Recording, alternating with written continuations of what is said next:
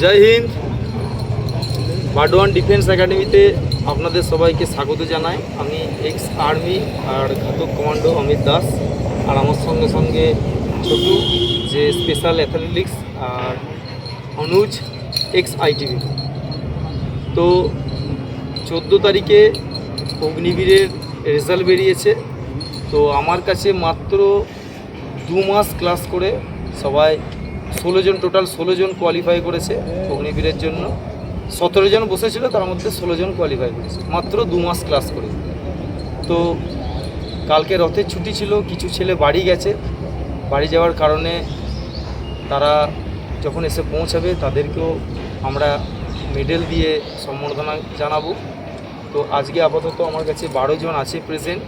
তো 12 জনকেই তাদের এই যেমন চাকরির, যেমন মনে করুন 3 মঞ্জিলে চাকরিটা আছে। অগ্নিবীরে প্রথমে হবে রিটেনে যারা কোয়ালিফাই করবে, রিটেনে কোয়ালিফাই করে তারপর হবে পিইটি, 1600 মিটার মাঠ আছে, তার সঙ্গে সঙ্গে চিনাপ আছে 10টা চিনাপ, আর সিট আপ, এটা নতুন চালু করেছে সিট আপটাও। আর তারপরে হচ্ছে মেডিকেল। তো প্রথম স্টেজ যেটা, টোটাল 3টে স্টেপ, তার মধ্যে প্রথম স্টেপ যেটা সেটা হচ্ছে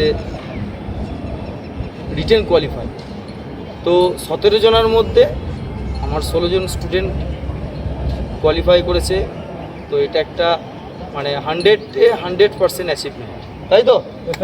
তো এর জন্য আমরা সবাইকে হাততালি দিয়ে সম্বোধন জানাই।